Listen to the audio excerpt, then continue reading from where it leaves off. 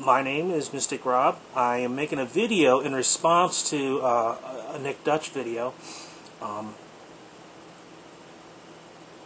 Nick is one of very few people that, since I've started looking into psychic phenomenon, psychic things, who I feel really has a good head on his shoulders. And another person who's fairly prominent online that I really like is, I think her name is Michelle Breeze. I'm very, I'm very hopeful that Nick, you listen to this and, give me some feedback.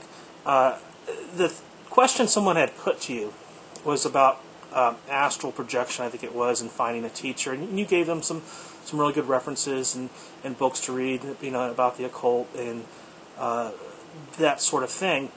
But you really sort of poo-pooed the idea of finding a good teacher, or finding a teacher, and I agree, there's so many charlatans out there. And you said that, learning something like Tai Chi or something like that could help. That struck a chord with me. The reason being, I believe that it's imperative to have a teacher, but not necessarily for the purposes of learning a city. And to me, things like astral projection, being able to do biofeedback, things like slowing your heart down, I've studied all these things. These are very interesting things to study and learn, but a really good teacher doesn't exist to teach cities. A city is a practice, kind of like a parlor trick, or it kind of has that, parlor trick-esque-ness to it. But a good teacher will also inform you that these are disciplines that you can learn as exercises. So, to my mind, if somebody wants a really good teacher because they want to learn these things, what they need to find is a spiritual teacher. And as a result of finding a good spiritual teacher, these things will either be enhanced as they learn them on their own, or be part of the program. And, I total agreement. My experiences in Tai Chi definitely play off of what experiences I've had with astral projection. But I want to talk more, address this idea of a teacher. And Robert Bly is interesting. Robert Bly had this group, it was an On Being a Man series, or a gathering of men. And one of the things that was discussed was, how does somebody grow up to be a man? And they said, well, the relationship between a father and son is imperative, but the young man also needs a mentor.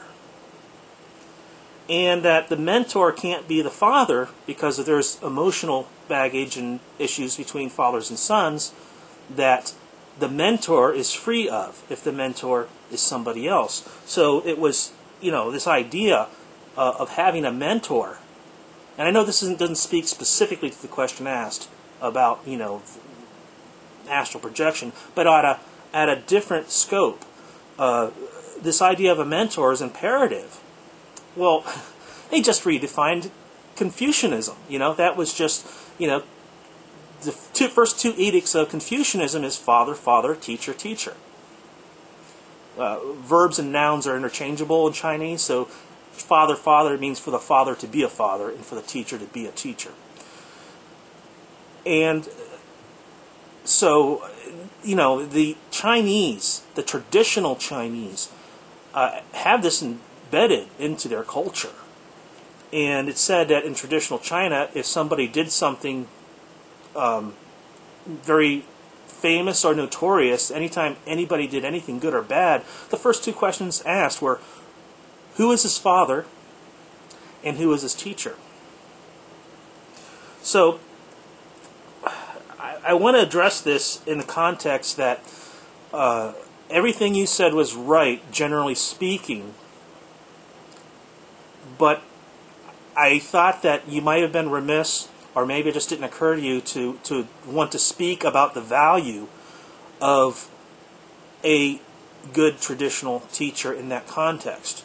You know, someone who acts as a mentor, someone who truly has your best interest at heart, someone who acts kind of like a godfather to you. Not the movie Godfather, but the religious idea of a godfather. Somebody who exists for your spiritual development. And I want to say there are people like that today who are studied in this. See, in ancient China, it was a profession. You know, there were lots of schools with different ideas and martial arts and what have you. So this idea that you have, you know, thousands of years of backing on this philosophy of what it is to be, and not just in all over Asia, for that matter, in all over the world. So, you know, that it's a tradition. It's not somebody just like in New Age, only goes back 100 years, and gee, I think I figured this out, so I want to tell you what I think. Not that kind of teaching, the kind of teaching that says, this has been done for hundreds of years, possibly thousands. My teacher was adopted into a family. I could trace back the succession and the line of teaching to the originators of Tai Chi. So I knew I was dealing with the best people in the world to learn from. And that's what I want to say. These people still exist. They're still out there. You're not going to find them, though, on billboards. You're not going to find them through normal channels. And if you have any sort of ability about you as far as law of attraction, that sort of thing, you learn a little bit, you can attract these things into your life. And let's also keep in mind, law of attraction isn't always woo-woo. There are practical elements to it. So I want to talk, to anyone watching this who's interested on how you find these people. And lay some rules down, because I think that this kind of teacher is invaluable to a person. That you'll make more progress in a year's time with this kind of teacher than you might 5-10 years on your own. Now, what the teacher does is they teach you methodology. The first thing my teacher taught us was see the moon, forget the pointing finger. The idea that as a teacher, they can point you the direction, but it's up to you to get it. It's up to you to get the moon. And I love this idea because that really shows that it's not about control or doing what I say. It's, here's a method. The other wonderful thing about a method-based teacher who exists to show you a method is that if you're on your own and you try a certain form of meditation or a certain type of yoga or what have you, how do you know when you got the right result? If you have a teacher who has been learning, who has learned this from people who have done it for thousands of years or even hundreds of years, that history outlines what the right results are. So you say, the teacher says, do A, B, and C, and tell me what happens. And you go back a week later to the teacher and say, this happened. Well, that's interesting, but keep at it. And you go back another week later, this happened. Well, that's interesting, keep at it. Then all of a sudden you have this incredible experience. You go back and say, teacher, X, Y, and Z happened. Then the teacher gives you a half smile and says, now you're ready for the next step, because that's what we were waiting to hear from you. See, you get the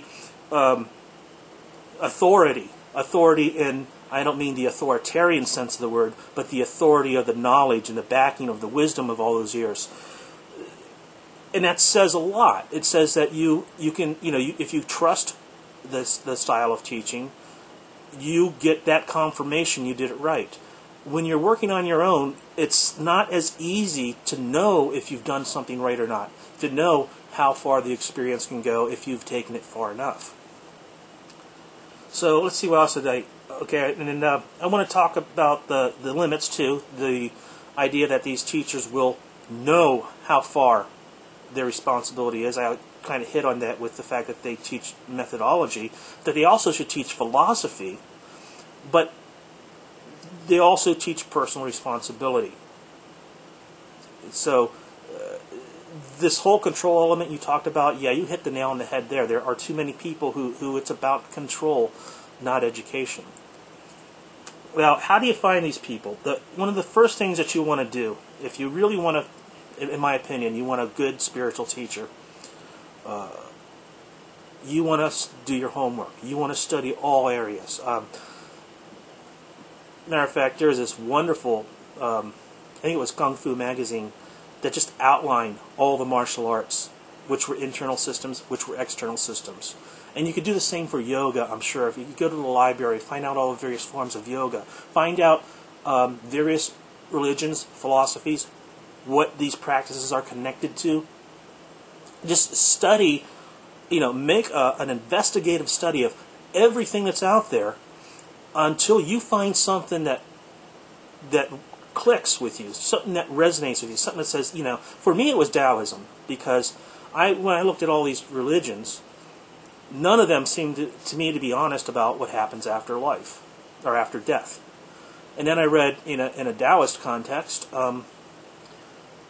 something that was very honest, something that was not, it basically said that we come from form and we go from form. We come from formlessness, go into form, and render back into unformed formlessness, which to me seemed, a really, that's about the most we could know about it. And so I read that and I thought, well, they're not giving me any bullshit story about an afterlife. And so it fascinated me. So that was my experience. And the idea is, if you study enough, you will eventually find something that resonates with you and your path. Well, now once you found out, what this is, like with Taoism, I found out there was martial arts connected to it, and that was, that gave me a direction. If you found out that it was a certain philosophy that was associated with yoga or something, you want to find a practice, a certain form of meditation. But as you study this, you find something that resonates with you, then you do more homework on that field, and ideally, you want to talk to people in that field. You want to find out what that field's about, who are the experts, and if you can, ideally find a teacher who has a lineage that you can follow back 300 years or more. That might not be possible in everything, but the idea is you want to find someone who has that level of authority, and I explained already why that's important. And if you can't, find someone, maybe there's someone who has that level of authority by association. For example, a really great teacher out there by the name of Ken Cohen. Let's say you find someone who says, I've worked with Ken Cohen a lot, and he's got, I'm authorized to teach what he teaches. Well, go online, find Ken Cohen's, email address, or find where you can send a letter. Verify these things. You want to find someone who's real and authentic, who has this. I mean, because this. Don't play around with this. Don't just go to the YMCA. That's the guy who studied yoga for a year or two and now thinks that he's qualified to impart the wisdom of the universe to you. It doesn't work like that. You want to find somebody who is really connected, who's been doing this forever, and connected to people who've been doing this forever. So as I say, verify everything that you learn here. If you can't find someone who has that lineage, find someone who's as close to the authentic schools as you can. Ask the teacher, too. The person that, once you find someone that you want to study, ask them, what is the goal of your style and of your teaching? A lot of times, if they don't already have a ready-made solution to that answer, if they don't, it's like a company without a mission statement. These people, if they have a tradition behind them, will have a philosophy, some words that explain what they're about. If they don't have a solid answer to that question, then move on. Find somebody better. Ask to sit in on their class.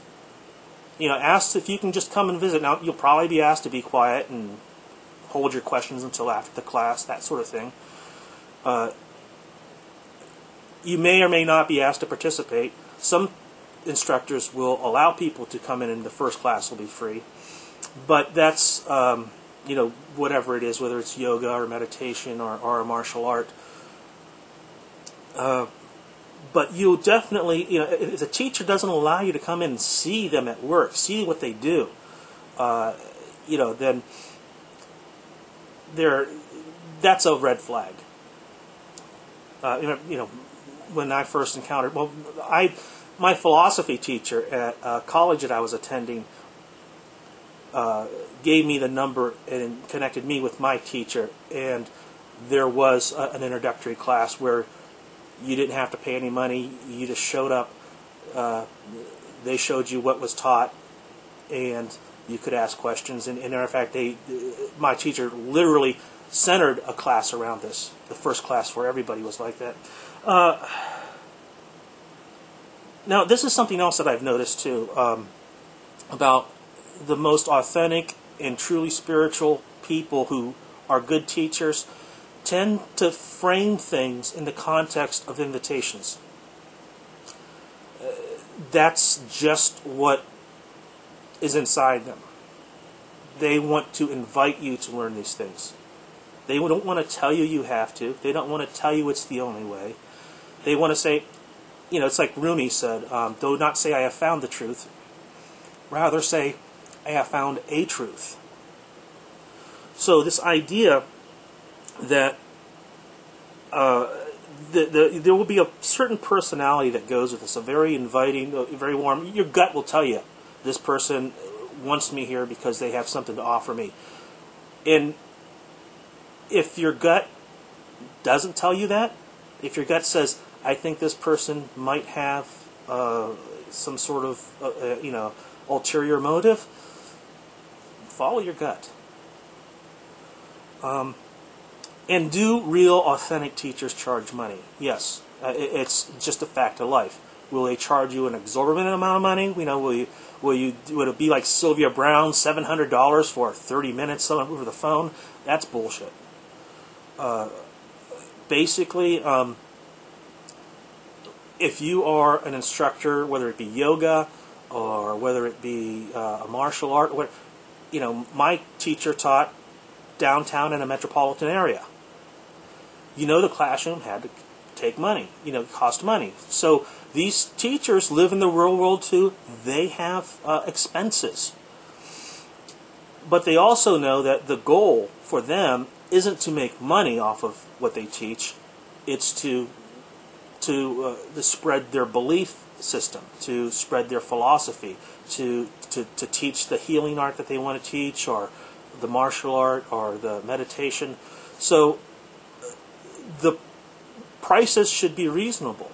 So don't have this imaginary idea that only an authentic teacher won't charge money. No, they have to, but they won't overcharge. They will be reasonable, and that's another sign.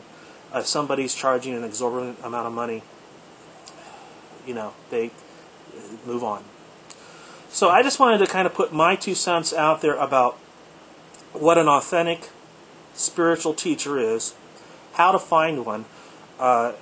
If you follow these, and I've really been, this is something I want to put in a book. I've got this idea for a book, and I'm not sure if I'll ever write it or not.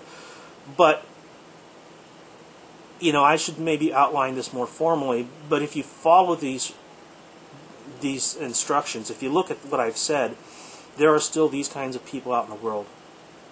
Find what resonates with you, look at the traditional method, and trust me, even if you do this and you say, well, I started wanting to learn about astral projection, or I wanted to learn about biofeedback, or this or that, now I see that there's this other way of approaching it, where it's about the core of my spiritual life, and you take that approach, all the cities, if you're still interested, will follow. They will be much easier. So I just wanted to put that out there. I thought it was important. It's not in disagreement to anything that Nick Dutch had said. It's more of, well, his is a counterpoint. I am in total agreement with everything that he's said and he's advised to that question. It just brought out a lot of ideas in me that I wanted to express and take the position that if you're serious, you could spend up to a year or longer finding the right teacher. But if you do, it will change your life, and you will be given the kind of guidance that only a few handful of people in the world get these days. And so if you're serious about finding this, good luck. If you have any questions, well, this is, ask Nick Dutch. It's or ask me if you want. Ask whoever you'd like. But I just wanted to respond. So peace, everyone.